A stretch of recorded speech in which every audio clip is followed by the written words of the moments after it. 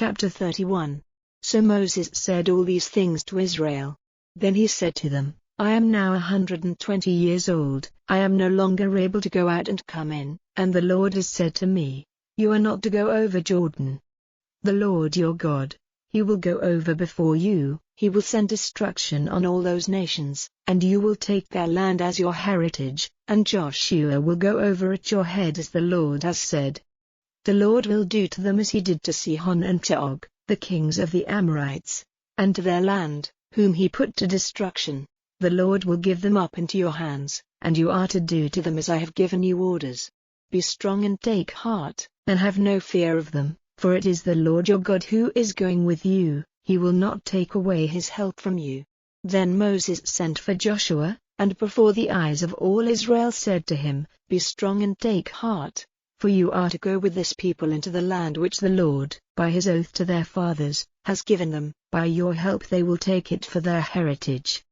It is the Lord who goes before you, He will be with you, He will not take away His help from you or give you up, so have no fear. Then Moses put all this law in writing, and gave it to the priests, the sons of Levi, who take up the ark of the Lord's agreement, and to all the responsible men of Israel. And Moses said to them, At the end of every 7 years, at the time fixed for the ending of debts, at the Feast of Tents, when all Israel was come before the Lord your God in the place named by Him, let a reading be given of this law in the hearing of all Israel. Make all the people come together, men and women and children, and anyone from another country who is with you, so that hearing they may become wise in the fear of the Lord your God, and take care to do all the words of this law, and so that your children, to whom it is new, may give ear and be trained in the fear of the Lord your God, while you are living in the land which you are going over Jordan to take for your heritage. At that time the Lord said to Moses, The day of your death is near, send for Joshua,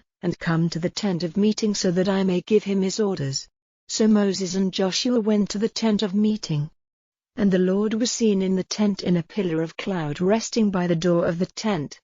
And the Lord said to Moses, Now you are going to rest with your fathers, and this people will be false to me, uniting themselves to the strange gods of the land where they are going. They will be turned away from me and will not keep the agreement I have made with them. In that day my wrath will be moved against them, and I will be turned away from them, veiling my face from them, and destruction will overtake them, and unnumbered evils and troubles will come on them, so that in that day they will say, Have not these evils come on us because our God is not with us? Truly, my face will be turned away from them in that day, because of all the evil they have done in going after other gods. Make then this song for yourselves, teaching it to the children of Israel, put it in their mouths, so that this song may be a witness for me against the children of Israel. For when I have taken them into the land named in my oath to their fathers, a land flowing with milk and honey, and they have made themselves full of food and are fat, then they will be turned to other gods and will give them worship,